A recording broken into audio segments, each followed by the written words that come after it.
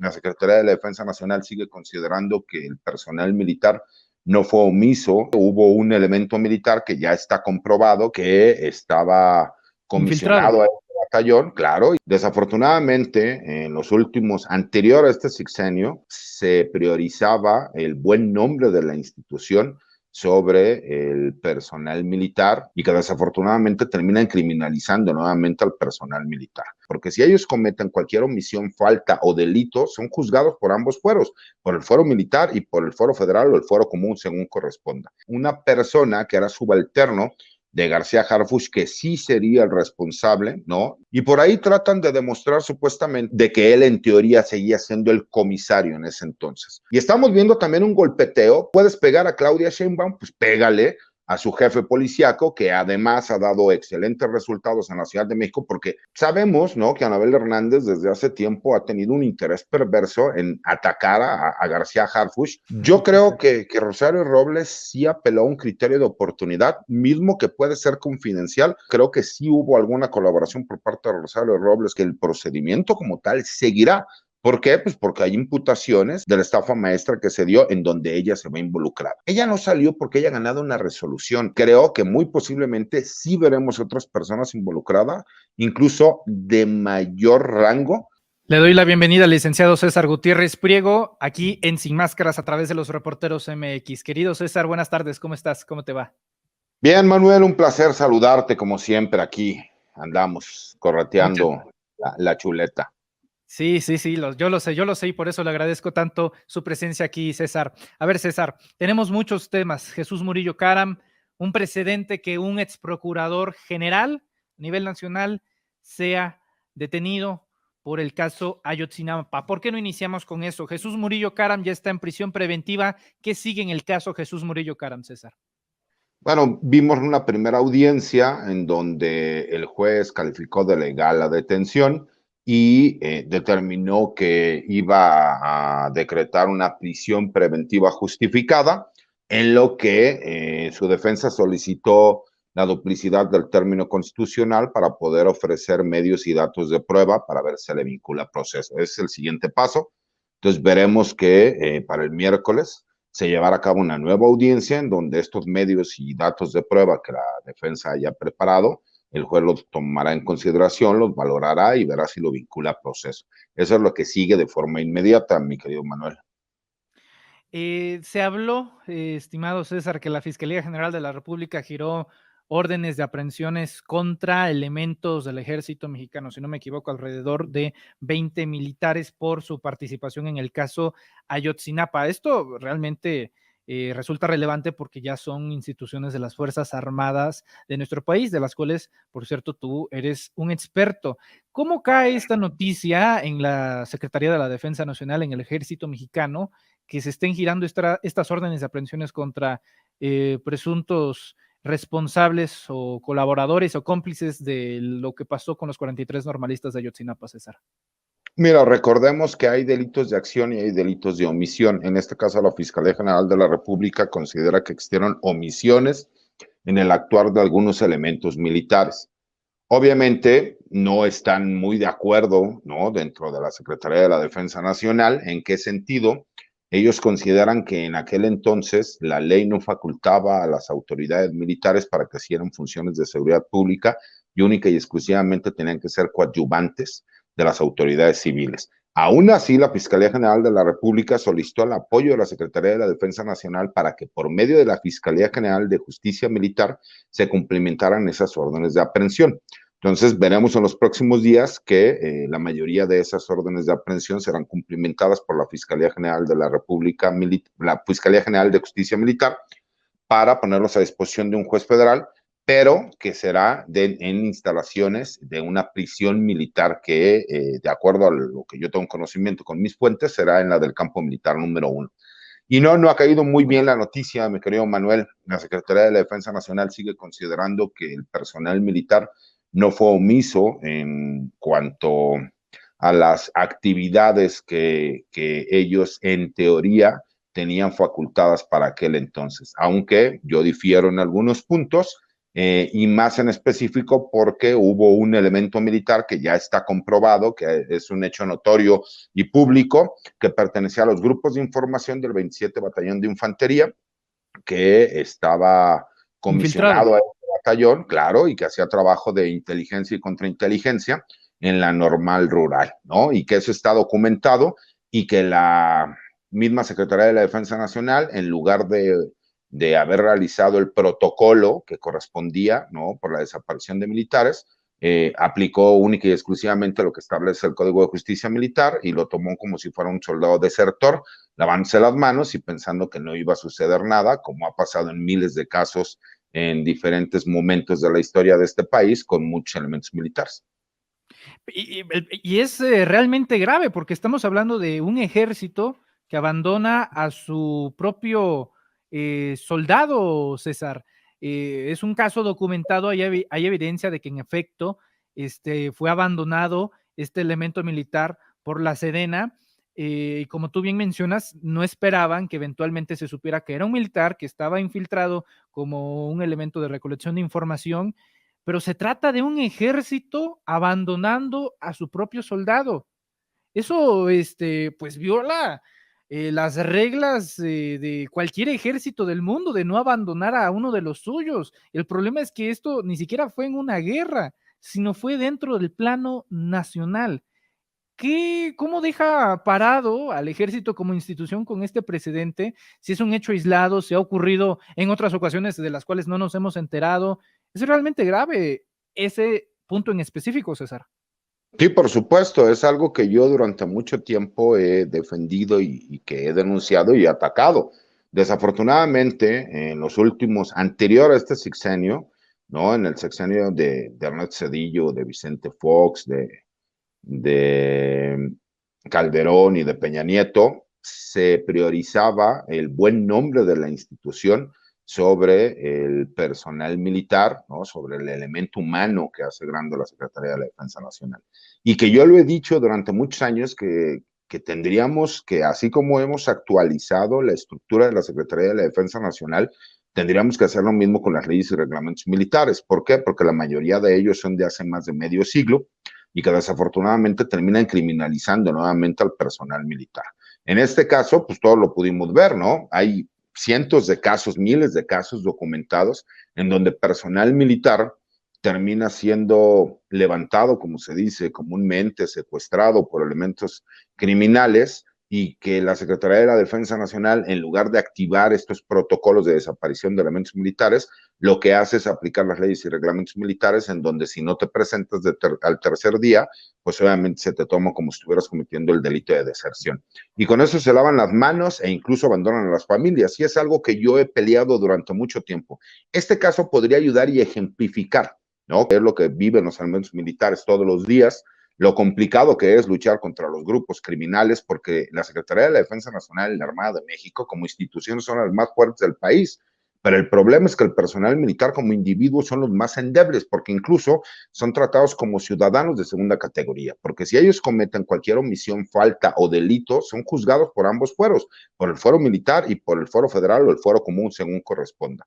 Entonces, creo que pone de manifiesto cómo en el sexenio de Enrique Peña Nieto se priorizó el buen nombre de la Secretaría de la Defensa Nacional en perjuicio de uno de sus elementos. Y esto nunca fue bien recibido ni bien visto por incluso el mismo personal de tropa, porque la pregunta es, ¿no? ¿Qué hubiera pasado si no era un soldado, si hubiera sido un jefe o un general, ¿no? El que hubiera pasado por esa situación. Entonces, si hubiéramos visto a la Secretaría de la Defensa Nacional salir y abogar por él. Y ahora, por esta apertura que ha habido por parte de la Secretaría de la Defensa Nacional, es que se da a conocer todos estos datos, que tampoco es algo nuevo. Lo sabíamos desde el principio, desde que sucedieron los hechos, desde hace poco más, cerca de 8 años, que sucedieron los hechos. Sabíamos que había un elemento militar. Lo que pasa es que ahora toma relevancia. ¿Por qué? Porque se está demostrando que hubo omisiones dentro de estas mismas órdenes de aprehensión. No todas tienen que ver con hechos relacionados en cuanto a omisiones que haya podido generar elementos de la Secretaría de la Defensa Nacional. Muchas de estas omisiones van en este sentido, en que tenían conocimiento de que este elemento militar, Julio César López, pertenecía a los grupos de información que se encontraba infiltrado en la normal rural y que no activaron los protocolos que correspondían para haber realizado la búsqueda de este elemento militar.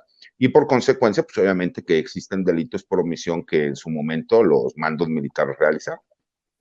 Correcto. César, veo en los medios de comunicación un desequilibrio brutal en torno al mismo personaje, Omar García Harfuch. Anabel Hernández, por lo menos en 5 medios diferentes esta mañana, está insistiendo en su tesis periodística de que García Harfuch tiene relevancia y responsabilidad en el caso de Ayotzinapa. Lo que llega a decir Hernández es que es parte de la cofradía o de los miembros prominentes de Luis Cárdenas Palomino y de Genaro García Luna. Por su parte, Omar García Harfuch esta mañana publicó que pues no debe absolutamente nada, que quieren opacar el trabajo que se está haciendo en el gobierno de la Ciudad de México y a nivel nacional, y que pues prácticamente desmiente cualquier acusación que tenga que ver con Ayotzinapa. Te quiero preguntar, estimado César, ¿hay ciertamente presencia de Harfuch en el caso Ayotzinapa? Porque veo mucha insistencia, sobre todo de los medios corporativos y de la oposición, en meter al secretario de Seguridad Pública de la Ciudad de México, de Seguridad Ciudadana, en torno a este asunto. ¿Qué nos puedes decir al respecto? Mira, lo que pasa es que recordemos que él era el comisario del estado de Guerrero, pero él día antes, incluso está más que documentado porque existen los oficios, él deja de formar parte de esa área de la Policía Federal para irse a lo que era la Gendarmería. Y está toda la documentación que demuestre el hecho como tal.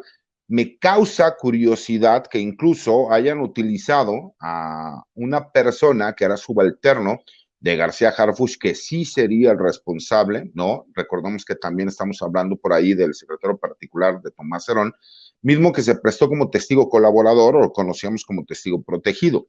Lo que pasa es que para que tú, el testimonio de un testigo protegido tenga validez, pues obviamente tiene que estar robustecido con medios y datos de prueba que lo puedan demostrar. Y por ahí tratan de demostrar supuestamente con la copia de un documento que supuestamente va dirigido a Omar García Harfuch, de que él en teoría seguía siendo el comisario en ese entonces. Cuando los sucesos de Ayotzinapa en el 26 de septiembre del 2014, y la realidad es que él desde días antes ya se encontraba comisionado al área de gendarmería de la misma Policía Federal. Y eso está más que documentado y se sabe. La duda viene aquí, y yo creo que aquí ya también se está politizando el asunto. ¿Por qué? Recordemos que la realidad es que hay pocos jefes policíacos de carácter civil que han realizado un buen trabajo. Y tenemos que reconocer que García Harfuch ha hecho un buen trabajo en la Ciudad de México. Es de los pocos que ha sabido coordinar con las autoridades federales y con la Guardia Nacional para dar resultados. Y estamos viendo también un golpeteo porque sabemos claramente que una de las posibles candidatas a la presidencia de la República es la doctora Claudia Sheinbaum. ¿Puedes pegar a Claudia Sheinbaum? Pues pégale a su jefe policíaco, que además ha dado excelentes resultados en la Ciudad de México, porque se puede criticar, se puede molestar a la gente y se puede decir que Anabel Hernández ha hablado de que supuestamente hay una complicidad de Omar García Harfuch con supuestamente Cárdenas Palomino y con Genaro García Luna. Pero hay una cuestión muy importante que yo se los he dicho. De las más de 118,000 páginas que la Fiscalía de los Estados Unidos menciona en cuanto a las relaciones de actos, imputaciones, testigos y personas que colaboraron con García Luna, que cometieron delitos, ¿sabes en cuántas de esas hojas mencionan a Omar García Harfuch? ¿Cuántas? En 0. Entonces, si supuestamente existieran pruebas, pues no creo que los fiscales de los Estados Unidos hubieran dejado o hubieran sido omisos respecto a mencionar el nombre de García Harfuch. Y si vemos el de Cárdenas Palomino, el de Chaparro, el de todo este grupo de policías que estaban alrededor, ¿no? De esta persona. Porque aparte los tiempos no te dan. García Harfuch era demasiado joven cuando los tiempos que están hablando de García Luna.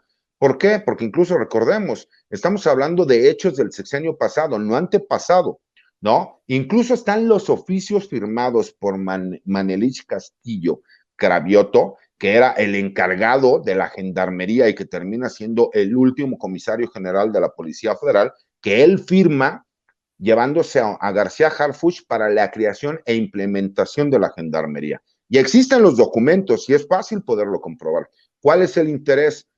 Sabemos, ¿no?, que Anabel Hernández desde hace tiempo ha tenido un interés perverso en atacar a García Harfuch. No sé cuál es el motivo principal, no sé si hay una adversión en su contra, pero no ha mostrado una sola prueba real que demuestre que él efectivamente tuvo participación ni en lo de Ayotzinapa, ni que haya tenido una relación directa con García Luna. ¿Por qué? Porque simple y sencillamente García Harfuch era un policía cuando García Luna se encontraba en aquel entonces como encargado de la Policía Federal. Y no es por defender a una persona por defenderlo, los resultados están dados.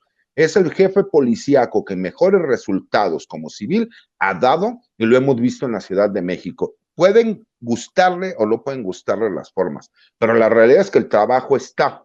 Y me causa muchísimo más, me llama muchísimo más la atención el hecho de que en este momento, ¿no?, hay 3 candidatos a suceder por el partido Morena al presidente de la República. Y los 2 punteros, digo, todos lo sabemos, es la doctora Claudia Sheinbaum, ¿no?, y es el secretario de Relaciones Exteriores, ¿no? Y la realidad es que ellos son los punteros. Digo, no es una cuestión que estemos inventando, sino que las mismas encuestas nos habla de eso. Algunas encuestas pueden poner a Marcelo Ebrard en primer lugar y a la doctora Claudia Sheinbaum en segundo lugar, o al revés, ponen a la doctora en primer lugar y en segundo lugar al secretario de Relaciones Exteriores. Pero qué curioso que venga este golpeteo, porque además, recordemos que cuando se hace la imputación por parte de los fiscales de la Fiscalía General de la República, ellos mencionan notas periodísticas y los datos de un testigo colaborador en donde supuestamente se habían reunido diferentes personas y como había sido comisario García Harfuch, lo mencionan. Pero también tenemos que recordar que este mismo juez federal, a quien conozco, es un juez muy duro, es muy exigente, pero es muy justo también, ¿no? Es de las personas que no le gusta que vayas mal preparado, le gusta que exista respeto y que haya claridad en cuanto a las posturas tanto de la defensa como de los fiscales. También él le llama la atención a los fiscales porque les dice que no están explicando de forma correcta cómo se lleva a cabo la imputación. Y qué curioso que dentro de todo lo que se menciona haya salido el nombre de García Harfuch, pero no hay un solo dato de prueba que demuestre que efectivamente él se encontró presente. Entonces yo veo que también se está politizando esta situación, mi querido Manuel. ¿Por qué? Porque también es la forma de poderle pegar a la doctora Claudia Sheinbaum en esa aspiración legítima que tiene por ser la candidata a la presidencia de la República por el partido de Morena, porque no he visto yo ninguna prueba fehaciente que demuestre que García Harfuch efectivamente tuvo conocimiento o tuvo participación en los hechos de Ayotzinapa, en donde tuvo que ver lamentablemente con la desaparición de los 43 estudiantes. Correcto, licenciado. Bueno, yo estoy de acuerdo con esta declaración. Golpeteó a la doctora Claudia Sheinbaum Pardo a través de Omar García Harfuch en estas declaraciones que hace la periodista Anabel Hernández. Correcto. A ver, licenciado César Gutiérrez Priego, en el tema de Jesús Murillo Caram, se ha hablado la posibilidad de incluso de que el expresidente Peña Nieto llegase a declarar. ¿Esto es posible por parte de la Fiscalía General de la República? Y también preguntarle si esto acerca cada vez más al expresidente Peña Nieto para que afronte pues algún tipo de consecuencia jurídica. Está el frente abierto de Emilio Lozoya por el caso Odebrecht. Está Rosario Robles, ahora en un momento quiero que hablemos de ella, en libertad condicional por el caso La Estafa Maestra. Y ahora Jesús Murillo Caram por el caso Ayotzinapa.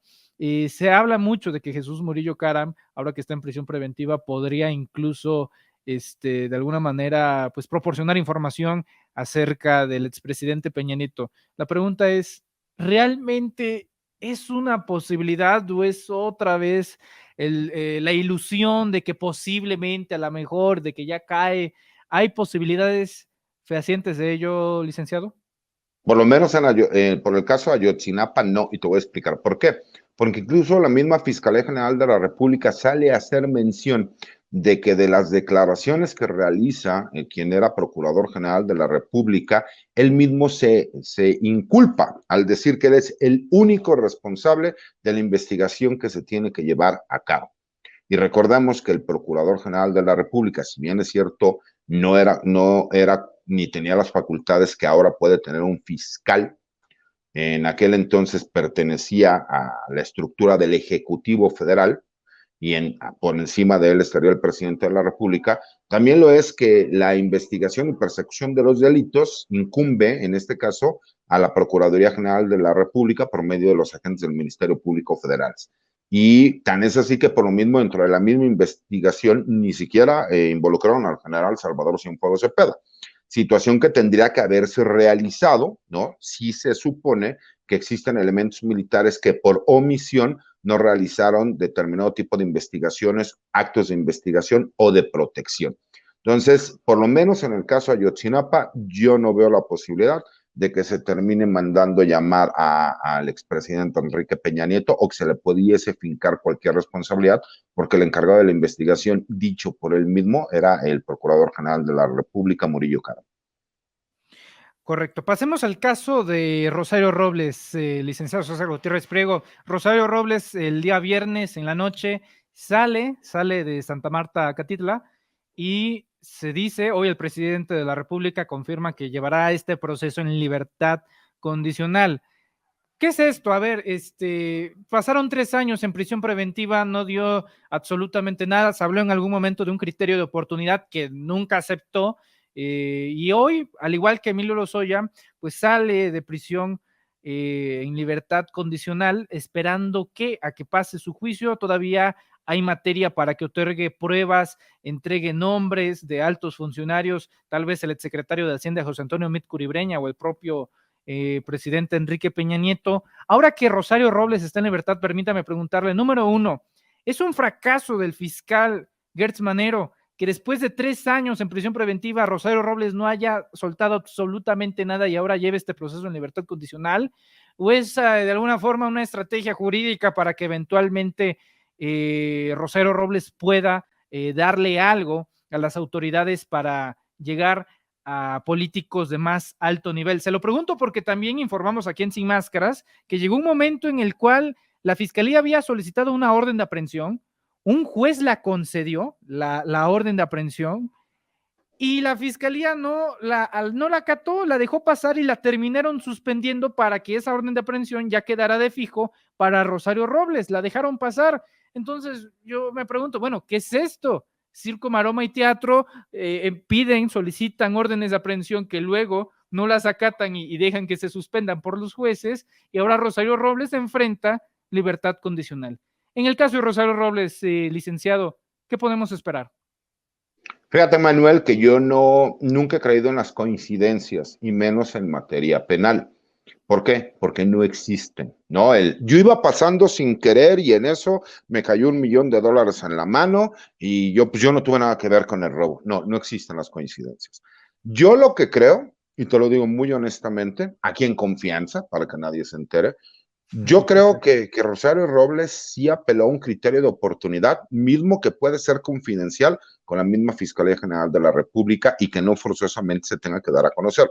Creo que ese criterio de oportunidad sí se dio, creo que sí hubo alguna colaboración por parte de Rosario Robles con la Fiscalía General de la República, porque recordemos que estos casi 3 años que Rosario Robles estuvo en prisión preventiva justificada, fue por el hecho de que la Fiscalía General de la República le solicitó a un juez que el proceso lo llevara a la señora estando en prisión, por el riesgo latente que existía de que se pudiese dar a la fuga.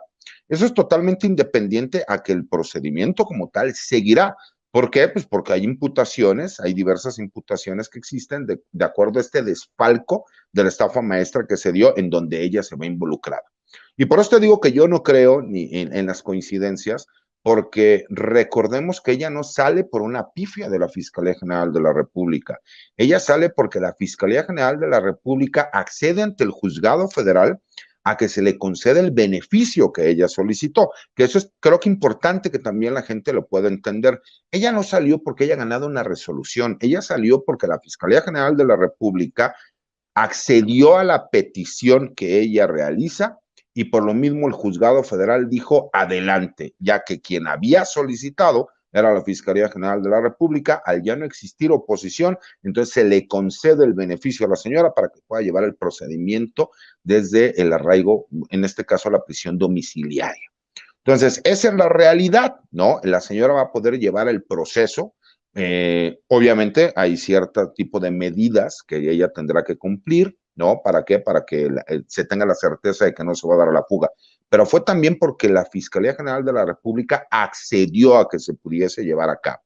Entonces, creo, con todo respeto, que sí existe un criterio de oportunidad que ya se empezó a trabajar y creo que muy posiblemente sí veremos otras personas involucradas, incluso de mayor rango que el de la señora Rosario Robles. Y entonces ahí sí nos podríamos hacer la pregunta si el exsecretario de Hacienda o incluso a lo mejor hasta Enrique Peña Nieto podrían llegar. Ahora sí que ya no es no te preocupes, Chayo, es más bien vete preocupando, Enrique.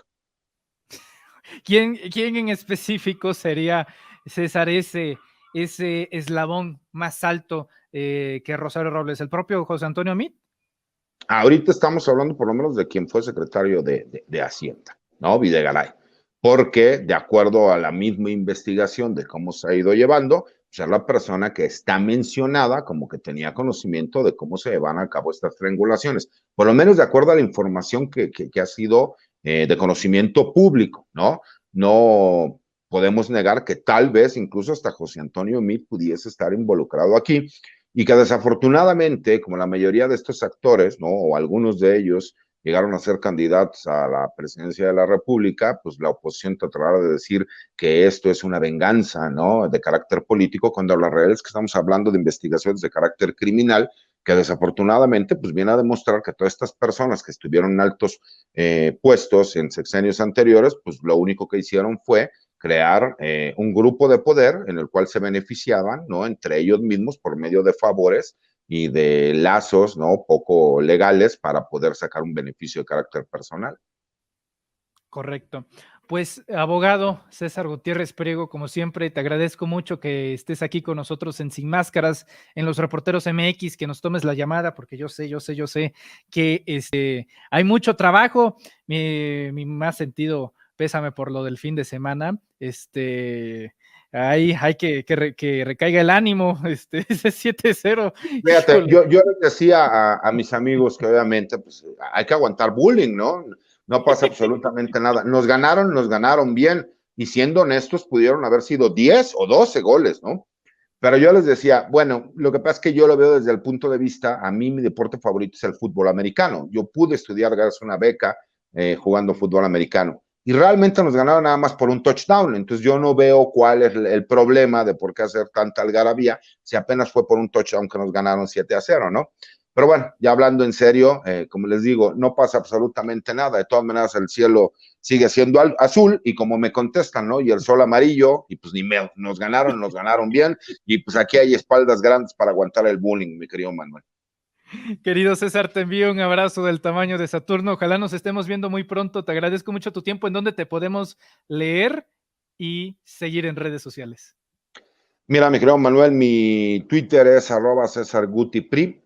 Todos los martes escribo una columna de opinión en La Silla Rota. Los jueves escribo otra columna o videocolumna en el blog de información militar y seguridad nacional Campo Marte, y pues, obviamente en las participaciones que tenemos los martes en Sin Censura, y aquí como participaciones especiales como con ustedes. Te mando otro abrazo de vuelta. Saludos a ti, a todos los compañeros y a la producción. Un fuerte abrazo, querido César. Cuídate mucho. Estamos en contacto. El abogado César Gutiérrez Priego hablando con nosotros sin máscaras. Continuamos.